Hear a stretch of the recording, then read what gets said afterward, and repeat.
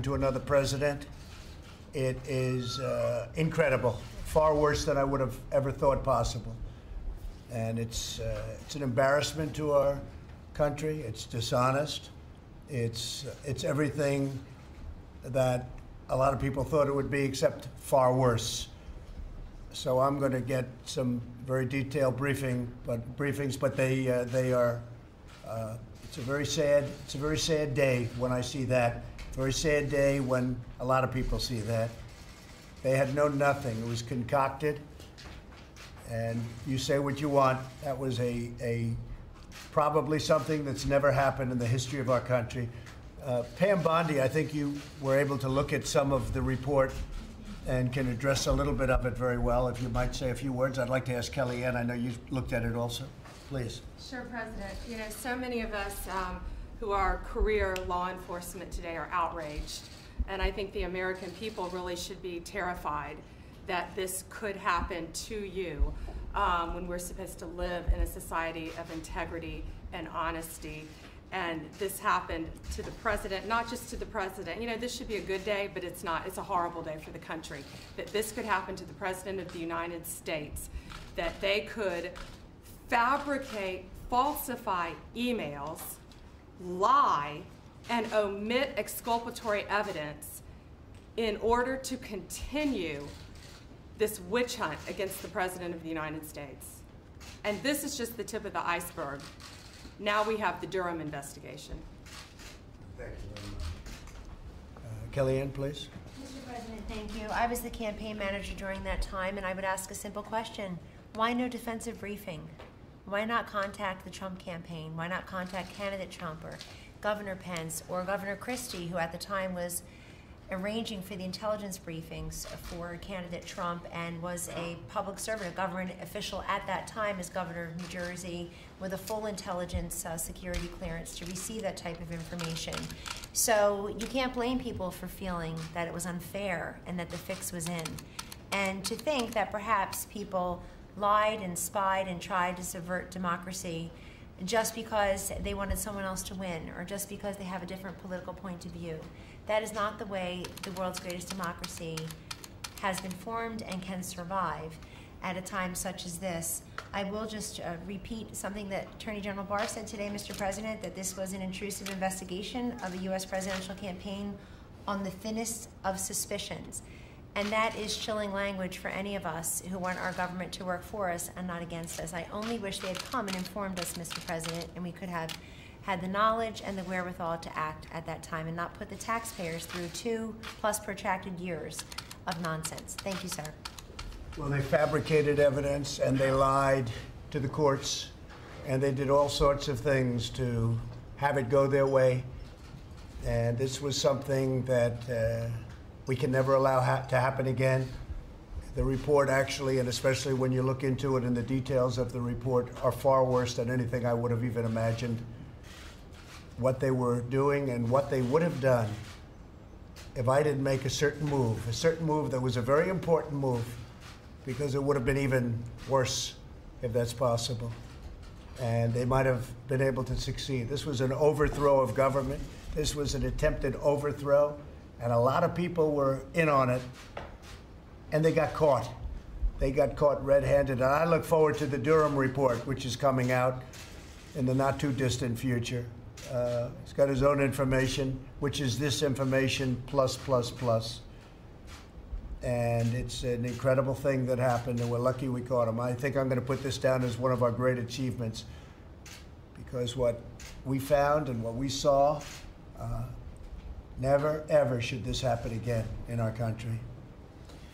All right, with that, today we gathered to discuss the urgent national priority that we've been working on so long and so hard, expanding educational freedom through school choice so that every American child can get a great education. We're grateful to be joined by Vice President Mike Pence, Secretary Betsy DeVos, Senators Ted Cruz and Mike Lee, Representative Bradley Byrne, Florida Governor Ron DeSantis, Texas Lieutenant Governor Dan Patrick, Pennsylvania House Speaker Mike Turzai, Tennessee State Representative John DeBarry, and students, parents, and teachers from across the nation. Some wonderful, brilliant students are with us, and we're going to be having a big session in a little while. As president, I'm fighting every day for the forgotten American. We are looking past criminal justice reform. We got that done. Criminal justice reform, they could have never done it without me. It was done by us. It wasn't done by anybody else. They came to me. They've been trying to get it for many years. President Obama wouldn't do it or couldn't get it done. Maybe that means the same thing. But I got criminal justice reform done. The press doesn't want to mention that, but we got it done. And we got it done soundly and good. And we had a lot of help, including from Mike Lee. Mike, that was something. When I heard Mike was in favor, I said, boy, he's pretty conservative. It's pretty something. But it worked out. It's working out very well, and it's a big step, and we're proud of it. And I think when you look at the African American community in particular, they are the biggest beneficiaries of criminal justice reform.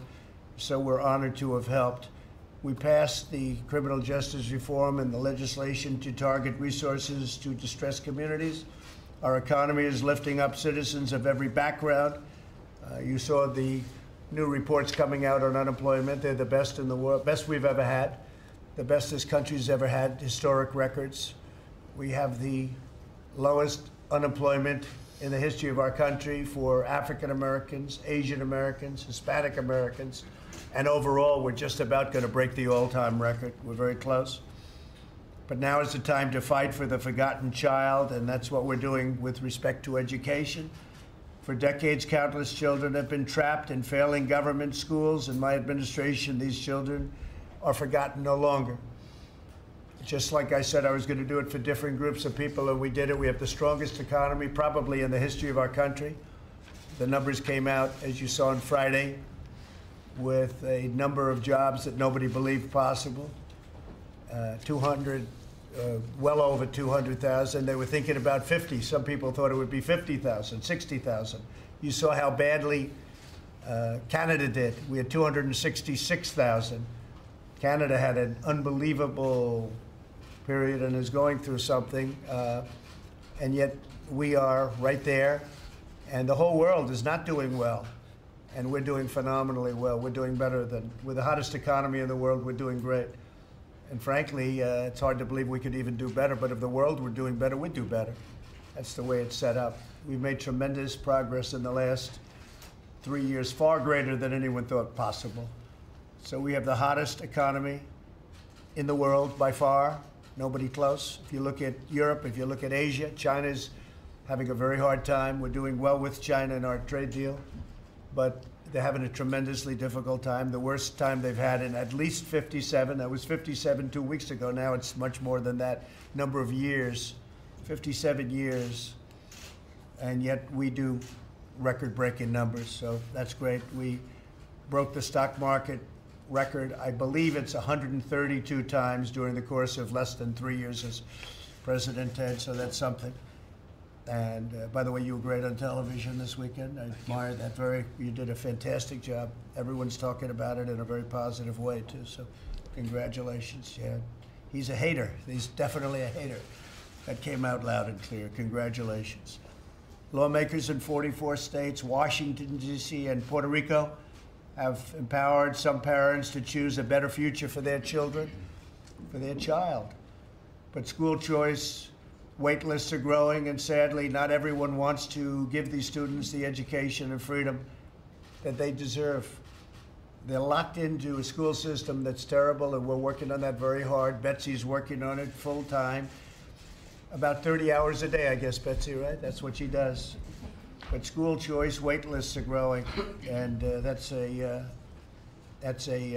credible factor. Everyone wants school choice, and we have certain groups that are very powerfully against that, but we're breaking through very strongly. This year, Pennsylvania Governor Tom Wolf denied 50,000 kids the promise of a better school. Florida Governor Ron DeSantis, on the other hand, got 14,000 Florida students off of the wait lists. Really great. The wait lists were just ridiculous, and still are. I mean, they're still very long. That's where they want to go, Ron, I guess, right? So congratulations to Ron DeSantis of Florida. We believe that every parent should have educational freedom for their children. Earlier this year, I asked Congress to pass a federal tax credit to support state-based scholarship programs so we can provide over 1 million more students with school choice. People want school choice. They want to have their child go to a school that they want to have the child go to. It's very simple. I look forward to hearing from each of you today. We're going to be discussing a lot of the things that have happened in the last couple of years, some great successes, and we're in the process of getting more. Education's a very tough subject because it's been ground in, and whether it works or doesn't work, the areas that don't work, people seem to want to come at a certain group of people, and it's a very powerful group of people. They want it to stay that way. We don't want it to stay that way. Worldwide, we're probably ranked about 36, and yet we spend more per pupil than any other country in the world, far more per pupil. And we should be at the top of the list, not mired down toward the middle and even worse than that. So I'd like to ask Mike Pence to say a few words, and we're going to go around the table and we'll have a discussion. Thank you. Mike? Well, thank you, Mr. President. Thank you for your leadership on education. It was one of the very first conversations that we had when you considered me for the position that I now hold. And you expressed to me then, in the summer of 2016, your belief that it ought to be parents that choose where their children go to school. I want to join you in thanking Governor DeSantis for his leadership, Lieutenant Governor Patrick, and the leadership represented by Senator Cruz, Senator Lee, and especially to be able to welcome the students, parents, and teachers who are here with us at your invitation to talk about how we advance your agenda. As you mentioned, Mr. President, when I was governor of the state of Indiana, I was proud to be home, as Governor DeSantis is, to a state that's been expanding educational choice for students for decades. And just like Governor DeSantis has done, back when I was governor of the state of Indiana, we increased the enrollment in our voucher program from 4,000 to 32,000. We actually expanded school choice for pre-K for several thousand disadvantaged children. And the American people deserve to know that this is a president who's been putting taxpayer resources to work to expand educational choice for disadvantaged families. We already expanded the 521 college savings accounts to let parents use those resources for K-12 education. And Mr. President, participation in the DC voucher program, which has been a historic program that's changed lives, changed our nation's capital, is already up by more than 50%. But today we really look forward to hearing from the Secretary and all of those gathered here about your proposal for a $5 billion education freedom scholarship program, as you said, which would, we believe, expand educational choice opportunities to more than 1 million students around America. We really believe the key to success for any child is a good education, and we believe that parents are best equipped to choose what is the best education for their children. So, Mr. President, again, thank you for your passion for educational choice. I want to thank the Secretary, but most especially, I want to thank the leaders and the parents and the students and the teachers that are gathered here for this important discussion. Very, very good. Thank you very much, Mike. Excellent job. Mike Lee, would you like to say a few words to your feelings on education? The Joint Economic Committee, which I chair, is releasing a report tomorrow on educational pluralism. Educational pluralism is a fancy word for a simple concept, which is that we ought to give more people more options in the area of K through 12 public education, and do so rather than having a monopolistic system, one that dictates to parents based on the neighborhood in which they live, where their child may and may not go to school. We can do better as a country by giving parents more options. Families thrive when parents are given options as to where they should send their child to school. Now, ordinarily, these are decisions that have to be made at the state and local level. Most K through 12 public education is. There are a few areas at the margins where the federal government can make a difference. Sometimes it involves lifting federal restrictions, and that's why I appreciate you having this meeting here today, Mr. President. The fact that you're willing to ask questions that haven't been asked in a long time is going to open the door for more Americans to get out of poverty and to climb into the middle class. That's what our country is about, and that's why I'm so glad that you're supportive of school choice and educational pluralism. Thank you, Mike, very much. Ted? Mr. President, I want to thank you for your leadership on education, and in particular school choice. You've already signed into law the most significant federal school choice legislation that's ever passed in the history of our country. And that was, the Vice President referred to it, that was expanding College 529 plans so that parents can use them for K through 12 education. I introduced that amendment in the Senate. It was during the tax cut fight. It was 50-50 on the floor of the Senate. The Vice President came down at 1 in the morning to cast the tie-breaking vote on groundbreaking legislation that made a difference for 50 million kids. Right. This next step, and I've been proud to work with Secretary DeVos. Secretary DeVos is doing an amazing job. She is a courageous and principled education secretary. But I've been proud to work hand in hand with her on legislation that would provide $100 billion in federal tax credits over 10 years for K through 12 education and for workforce development. If and when we pass this, this will be the most significant federal civil rights victory of modern times. This is all about millions of kids, millions of inner city kids, millions of African American kids, millions of Hispanic kids trapped right now, desperate for hope, and giving them scholarships. And it is only the corrupt bureaucracy that is telling them no, and you are fighting, the men and women around this table are fighting to give every one of those kids a shot at the American dream. This is also about adults, about union members, about men and women out of work, giving them workforce development and apprenticeship so that they can get good, high-paying jobs and provide for their family. There is nothing on the domestic front that I believe will have a longer-lasting legacy in your presidency than if and when we get this done together. So thank you for that. Thank you. Great job, Ted. Thank you very much. Betsy? Mr. President, we know that education freedom works. I'm so grateful for your leadership on this issue. I'm also grateful to the other elected leadership here that is taking this issue on in the states, to the Vice President for his leadership in Indiana and now with you. I would love to hear from some of the students and the parents who are here, and would suggest that we do that and start with Tara and Sam Meyer. Great. Please. Thank you. Thank you so much, Secretary. Thank you, Mr. President, Mr. Vice President, and all you elected officials for your support on education freedom. Our family in particular, specifically with my son Samuel, we were able to have a big part in the passage of the John Peterson Special Needs Scholarship in the state of Ohio. Made a complete difference in the life of Samuel and our family, and not only that, but in a tremendous number of families in our state. When Samuel was born, I was told not to have any high expectations for his life. And I said, well, that's really something. He's just an infant. I waited to send him to school until his sister could attend with him. And when I got to school, they said, there's no need to be in a rush. Why don't you go home and take a 6.5-hour break? And we have all the way until he graduates to teach him how to read. And I said, that is completely unacceptable. I tried volunteering and trying to get things done, and finally the fight was too big. And I went up and I said, why would you not want to do this? And they said, maybe you should try somewhere else. And so I did. I took that on as a personal challenge. And there were options in the state of Ohio starting to emerge, but there weren't any for children like Sam with special needs.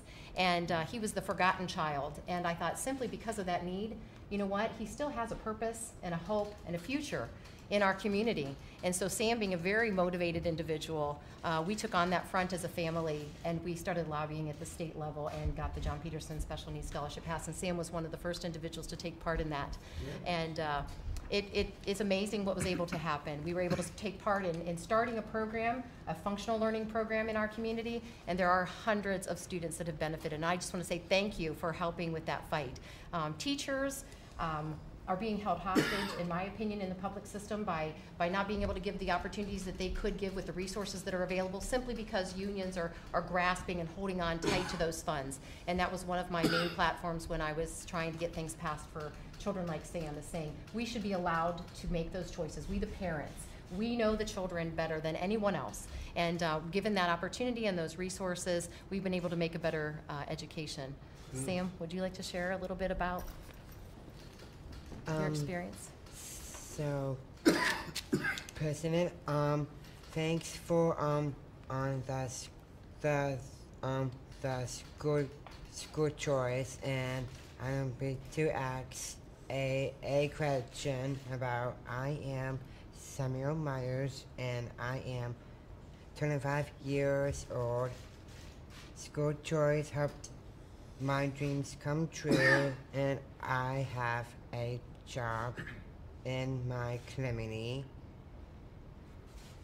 I volunteer and I do things with my friends and family because of the skills I learned. My school helped me learn best. I was to fit in. I made many friends because a part of my community. My school and teachers helped me learn new skills and become the best I can be. I am thankful for the school and my choice, and thanks for the president. Thank you for the and to fight the thanks for to sharing by me my stories. Thank you so much in my heart. Well, I'll tell you what, that was beautifully done and beautifully said.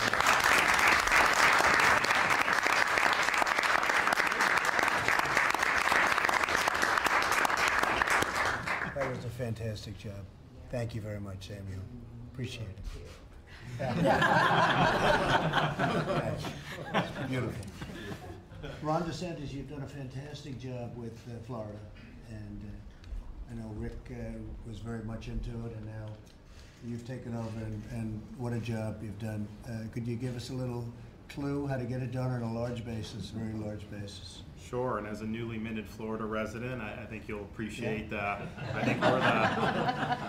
think we are the #1 state for school choice. We have almost 120,000 students on scholarship programs for low-income families.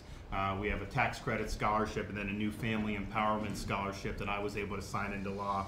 And that is primarily single moms who are working hard, but they just don't have the resources to be able to send their kids to the best fit. It is 70% are African American and Hispanic who are in this, and the demand keeps growing because it's work. But we also have programs, a scholarship program. Almost 30,000 students in Florida are on McKay scholarships, which are for students with disabilities. And then we have almost 12,000 students on, we call them Gardner scholarships. That's for students with special needs, so things like autism. We have 1,000 students on Hope scholarships, which are scholarships that we created for students who are being bullied and are not being treated well in the school that they're zoned for. They have an opportunity to get in a better environment. And we have over 300,000 students in charter schools, which are public schools, but they're just not run by the school district. They're run by other operators. And here's an interesting stat. I just asked my education commissioner to give me something interesting coming up here.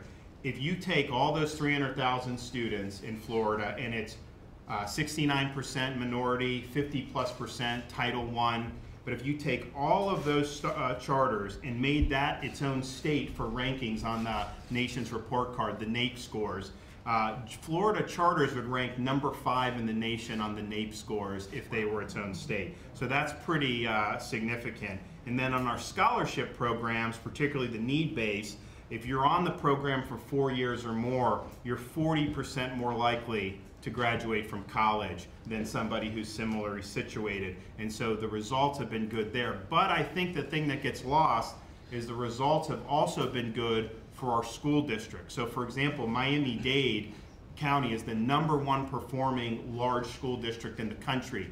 70% of the kids in Miami-Dade County do not go to the school that they were zoned for. And that's a combination of private school choice, public charters, but they've also really embraced magnet programs and all these other things. So you have a big, diverse, all these languages being spoken, and yet the achievement has been better than other districts in the country. And then the final thing I'll say is, what school choice has done, and as a businessman you'll appreciate it, it's given an opportunity for entrepreneurship. What we find happening is teachers who are in particularly inner city, they're public school teachers, and they go through this and they're very experienced. They say, you know what? if I could make 3 or 4 changes, we could get better results, but I can't because of the bureaucracy. So they start their own private schools, and because we have the scholarship program, they know that they can make it work because obviously their market would not have enough income to be able to do it. So it's allowed for these educational entrepreneurs to come and really do some great things in the state of Florida. So I think as a Florida resident, you should be proud of the stuff going on there and obviously want to keep the momentum going. And we're also very proud. Florida had the best year economically it's ever had, which is history. And Okeechobee, as you know, a lot of money put into Okeechobee and the Okeechobee Dam and all other aspects of it. And that's now on its way to being fixed finally after many, many decades of wanting to do it. And we've also spent a lot of money in the Everglades, and they've done a fantastic job in the Everglades. But you've had the best economic year you've ever had, so congratulations. Thank you. Thank you. Great job. Walter, how about saying a few words? Absolutely. Well, first off, Mr. President, Mr. Vice President, thank you so much for having me here. Secretary DeVos, thank you for your leadership on this particular issue. I always say that each and every one of you at this table fought for me before you even knew me, and you're continuing to fight for millions of kids across the country. But we talk about the school-to-prison pipeline, and that is a very real thing, especially I'm from Ohio, growing up in Columbus. I saw it, I lived it. While some of my friends were going to sleep to lullabies, I was going to sleep to gunshots. And so my education was my way out of that. My family didn't have a lot. They couldn't really give me everything that I needed or wanted, but my education was my ticket out of that lifestyle. And so there were people that I grew up with that are either in prison now or 6 feet under in the grave. And the only difference is I had a way out. My education allowed me to get out of that situation, and it opened me up to so much more than what I could even understand at that time. If you told 4th grader Walter that he'd be sitting next to the president speaking on a topic that he's passionate about and that it changed his life, he wouldn't believe me. My parents, even to this day, would not have believed of the unlimited opportunity and potential that I've had because of my education journey. And so that's my story in a nutshell, but Mr. President, Mr. Vice President, everyone around this table, Senator Cruz, Representative Byrne, leading this charge. Thank you so much. To say that it means a lot is an understatement. This changed my life, and for people in my neighborhood, it's not maybe he'll get a good education, maybe he won't. No, this is life or death, and because of the work that each and every one of you have done, I am here today. So I appreciate that. Thank you. What a beautiful job. Thank you.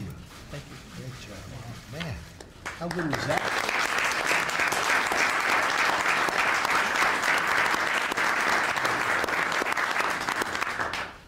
So, Brianna, how about a few words? Sure. My name is Brianna Gilchrist, and so thank you so much for having me here today, Mr. President, Mr. Vice President. Thank you, Secretary DeVos, and everyone around the table for all your advocacy and the work that you've done. Similar to Walter, I would not be here had it not been for the people around this table doing the work that they do. I'm originally from Newark, New Jersey. I'm the product of a charter school, and my charter school literally saved my life and my family. I remember when my mom first told me that I was transferring from my regular district school to a charter school, I was very upset because I didn't want to go to a school and wear a uniform. I did not want to wake up early. I didn't want to do the extra work. I just wanted, basically to just go to school and have fun. And when my mother put me into a school that was intentional in its approach with all of us, it wasn't just about me going to school. It was a school that was created for the community, by the community, to empower the community. And that school literally wrapped its arms around myself, my sisters. My sister went to a charter school. Now she's in the Air Force. We're the first people in our family to graduate from college, which has literally changed our life. And just to bring it a little full circle, one of my friends who was originally in charter school with me, who transferred out, she didn't even make it to her 24th birthday. She was swallowed up by our community, and not in a good way, because she didn't have the community in her school to really be there for her. And so I'm so thankful for my charter school and for all the people here who have done the work to allow more charter schools to open and more educational scholarships to be open. Thank you so much. Great story. Thank you very much.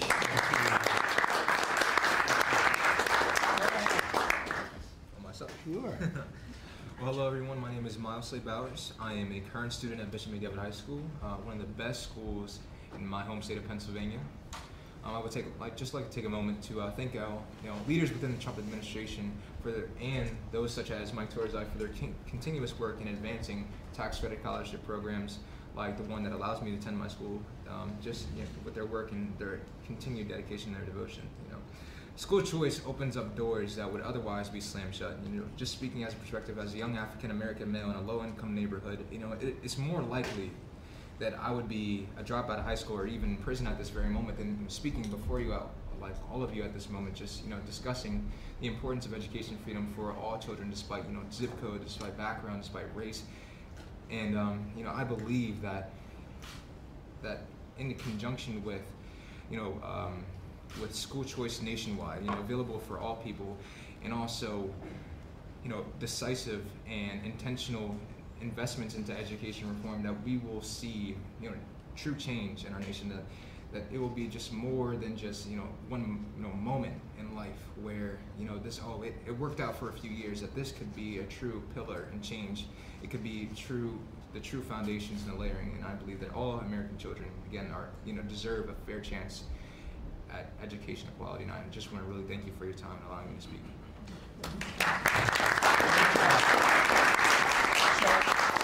What do you want to do after education? What do you want to do? After my education, I plan to attend Penn State, one of the premier colleges in our state, and I want to pursue or study biology and minor in microbiology and biochemistry, and hopefully move on to med school and become a practicing psychiatrist. Wow, that's good. I could use you.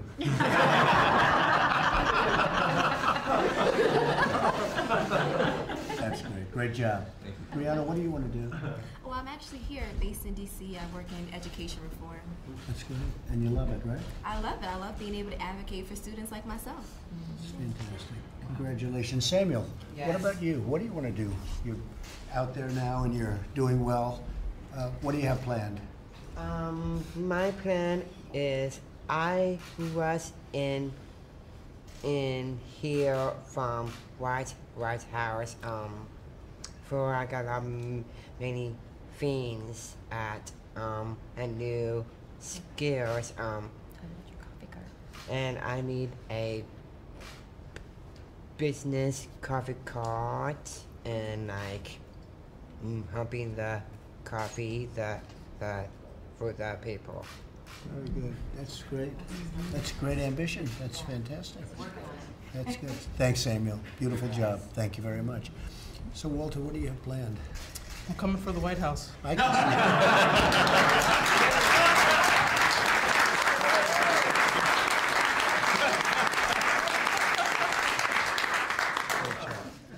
So, Denisha, how are you? I'm doing good. Go ahead. Yeah, well, thank you for having me. Thank you. And it's been long since the joint address, so I'm pleased to be here. And thanks for hearing our stories. This is a very pressing issue, and I thank you for your assertive leadership and the need to ensure that more students have access to success like we have. My name is Denisha Merriweather, and where I come from, I behold depleted buildings, lack of community resources, decadence, and poor public schools. I failed the 3rd grade twice, attending my Duval County public schools. It wasn't until I received the scholarship to attend a private school that my life really changed for the better. Thanks to education freedom, I became the first in my family to receive a high school diploma and then a master's degree. I now exercise school choice for my 17-year-old sister to ensure that she receives a high school diploma. I want to personally thank my own Governor DeSantis for empowering more students in the state of Florida. Thank you. This year, more students have clearly asked for more demand, with almost 18,000 low-income students wanting the new scholarship. But the work is not done. I know that all of you here at the table will continue to fight so that every student has the opportunity to receive a great education. Across this country, too many children are having adverse childhood experiences in school, and that's just wrong. The proposed legislation can definitely help. All students deserve the freedom to choose. Action is required. Thank you so much for listening to our stories, and thank you for your action. Great job. Great job. Thank you very much.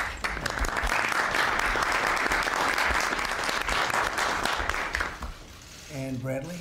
How about, you've had a lot of experience in exactly what we're doing. You've seen it all different ways. What do you think? Mr. President, I want to thank you for your courage, because we're all arrayed against some very powerful forces out there.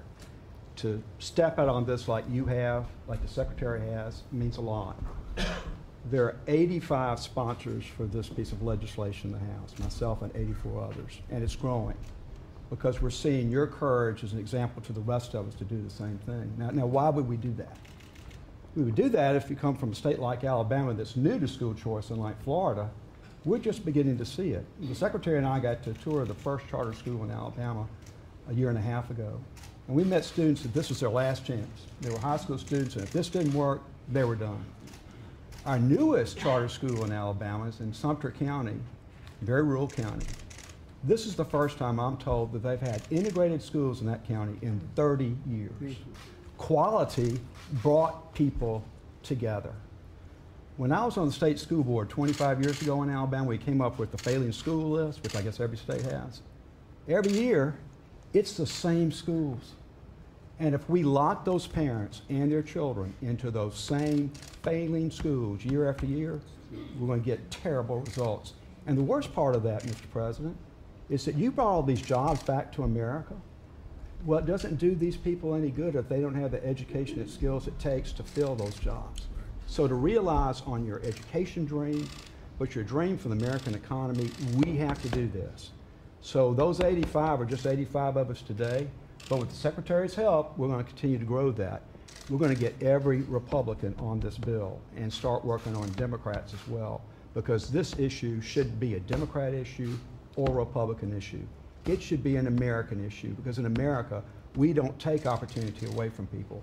We give it to them. Thank you for your leadership on this. Great job. Thank you. Betsy, go ahead, please. Mr. President, I was just going to suggest that you may call on State Representative John DeBerry over here, because I think he has some experience from the opposite perspective, party perspective. Mr. President, Mr. Vice President, Secretary DeVos, I appreciate being here, and I appreciate the fact that you're going to shepherd this things through that we've been talking about so many years. And as we put a face on this with these young folks sitting around the table who've already spoken, too often the kids get lost, their data, their statistics, their numbers, but they put a face on it. I've heard many times when we've talked about school choice over the years that we're going to cherry pick and you're going to get the best students and things of this sort. My answer has always been, then let's put more cherries on the tree. And the fact of the matter is, if we cherry pick a young man who can prepare himself one day to come to the White House, or young men and women who can go to medical school, these kids will be left out because everybody cherry picks. Every medical school, every law school, every university, they go for the best and the brightest. What we've got to do is make sure they are among the best and the brightest, and that's why I support education choice. When the young man spoke about many of his colleagues, Mr. President, the schoolhouse to jailhouse pipeline is wide open.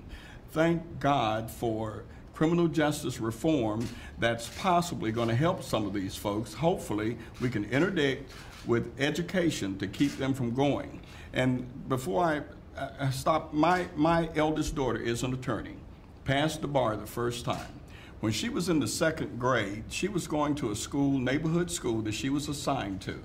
She came home with a note on her jacket one day, and my wife, who is deceased now, but she was in the 2nd grade, we went to the school. My wife said, "What's this about?" The teacher said, "Your child can't read." And my wife said, "Well, that's funny, she could read when I sent it to you." And what we realized was that school was not living up to what we expected for our child. I asked that my child be transferred from that class. They said no. I asked that she be transferred from that school. They said no. I went that same day. I got a second job. I put her in a private school, and we paid tuition because she was my responsibility. Parents want the right to make that choice for their children. They don't want anybody else to make that choice for them. They pay taxes. Many of them are veterans. They paid for homes. They've worked hard. They just want to say, I want my kid to go to this school because I want them on a par with everybody else. I thank you so much again for what you've done. I hope you will continue until this gets passed. Thank you very much. Appreciate it. Great job. Thank you.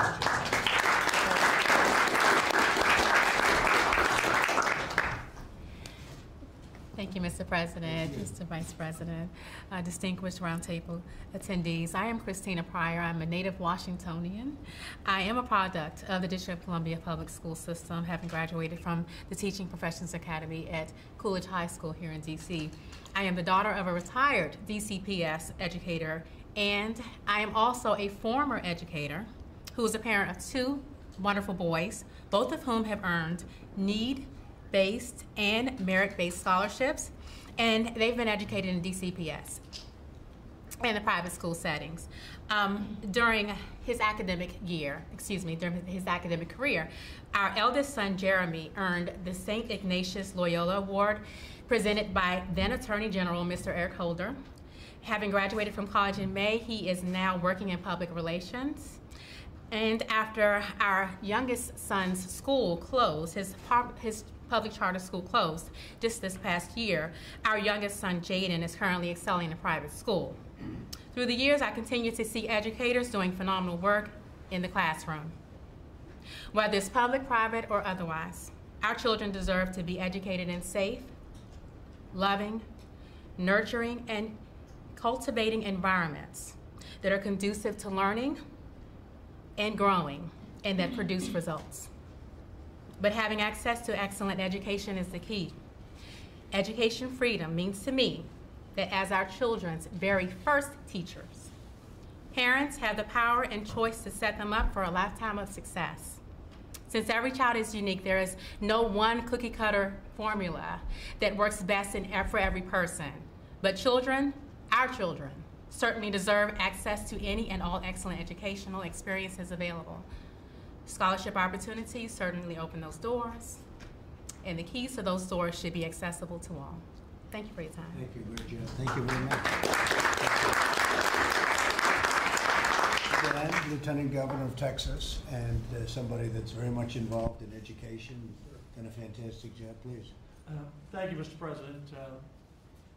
A lot of us have been on this road a long time. For homeschool, school choice, charter schools, and to have your bold leadership on this issue of the Vice President's means a lot to us. When I get weary in a fight and the opposition is strong, all I have to do is be inspired by Miles and Walt and Sam. You get weary? I don't think you get weary. Well, no. I've never seen you weary. I've been in a lot of fights, but I've never seen But you you never quit, because what you realize, and these parents and these students realize, you cannot live the American dream without a quality job. And you can't have a quality job without a quality education. And when you deny a child an education, you take their entire life away from them. They never have a chance to recover.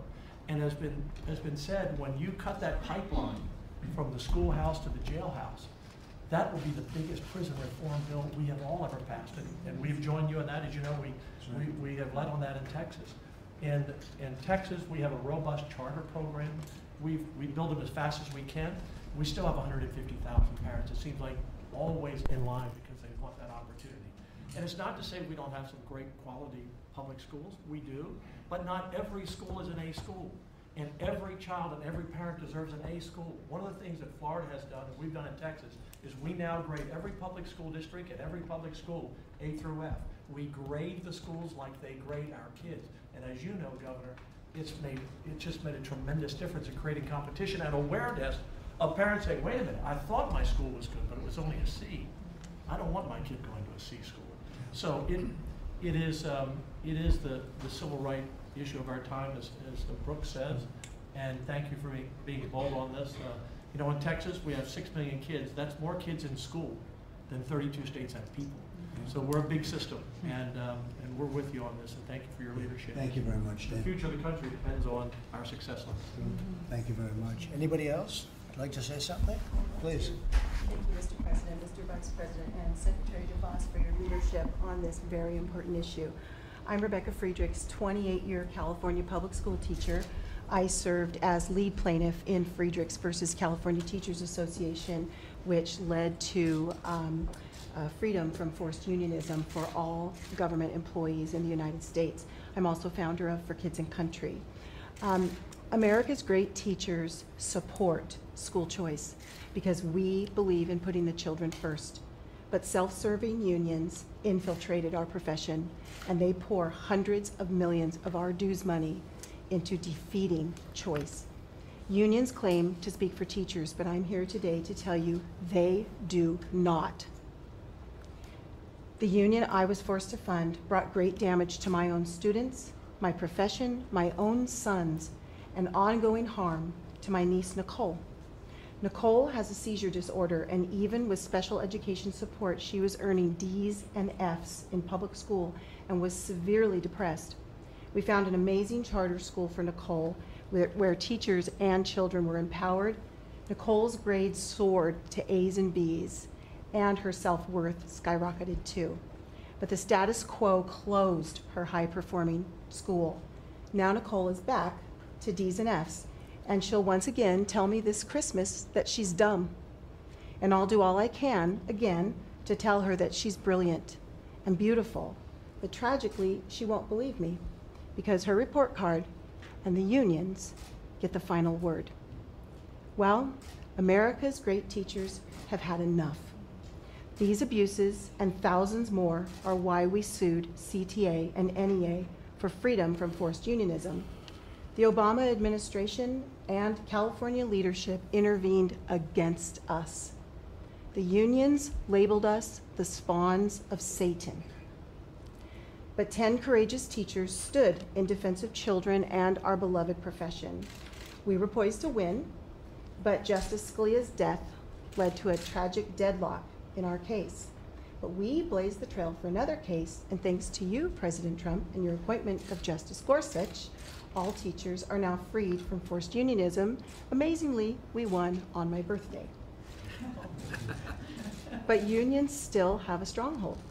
They've harshly bullied great teachers for decades. They've silenced our voices, and they are chasing many great teachers right out of the classroom. So I am here today to give voice to great teachers. America's great teachers believe that parents and teachers must be empowered to work together. All children should receive an outstanding education in a safe school of their family's choice. Unions masquerading as teachers will fight education freedom tooth and nail. You can count on it. But Mr. President, America's great teachers stand with you and Secretary DeVos for education freedom for every student. Thank you. Great story.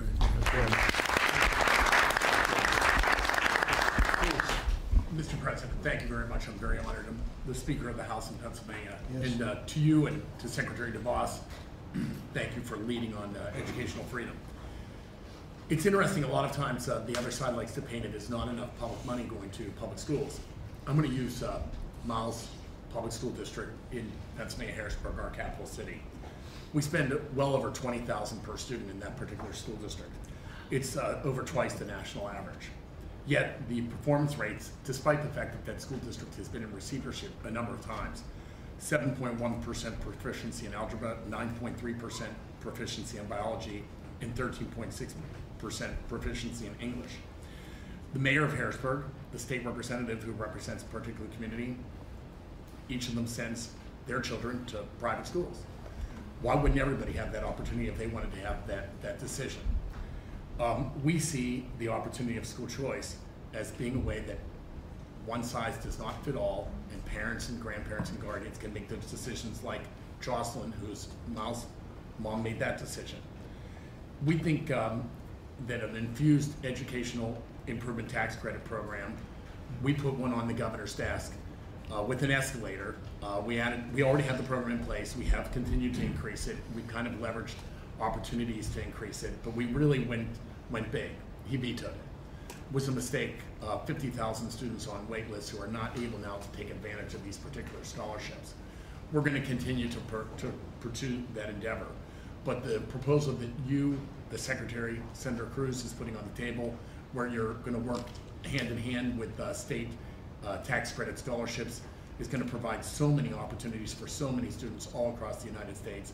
And we truly support your work. We're going to continue to work strong in our state, and thank you for your leadership. Thank you very much, Mike, and you're doing a great job. And our state's doing a great job. One of our wonderful states are doing really well, the Commonwealth, as we say, and really good. How are things going? How economically, records? Mr. President, the lowest unemployment rate in recorded time, thanks to the great work you're doing, and I will say our Republican majorities in the state House and Senate have certainly been along a similar message as you and the Vice President. But without a doubt, you are bringing manufacturing opportunities and energy growth opportunities and energy independence to the great state of Pennsylvania. You were down in Beaver County in the western part of the state. Right. 6,500 skilled trades folks are building a petrochemical facility on a brownfield site, and both national and state policy are moving in the right direction. Our revenues, Mr. President, thanks to your tax cuts, your regulatory reform, our revenues on the statewide level without increasing any taxes, like the governor wanted, without increasing any taxes, grew by 6.4%. We haven't seen that kind of growth in a very long period of time. Without a doubt, your leadership is making that happen. Thank you very much. Thank you very much. And you have more good news because your steel industries, as you know, are doing very well. Correct. Because of tariffs, we taxed very heavily. We taxed the dumping of steel. Correct. And the steel companies are doing incredibly well. They were U.S. finished. Steel just invested, or is about to invest $1 billion because of your policies. Yeah, no, they were ready to close up, all of them, and now they're doing great. It's one of the really incredible untold stories, the steel company. And we need our steel companies for defense, if nothing else, but we need our steel companies. So you've had some very good news in Pennsylvania. Thank you, Mike, very much. Thank you for having me. I appreciate it. So that's the story. We're working hard on education. Things are happening at a rapid rate like we haven't seen before. And Betsy, I want to thank you very much. Great job. And we'll get it done. This group will get it done. We have some fantastic representatives here, and you'll knock it out, Bradley. So good luck with everything, okay? Thank you all very much. Thank you. Thank you very much.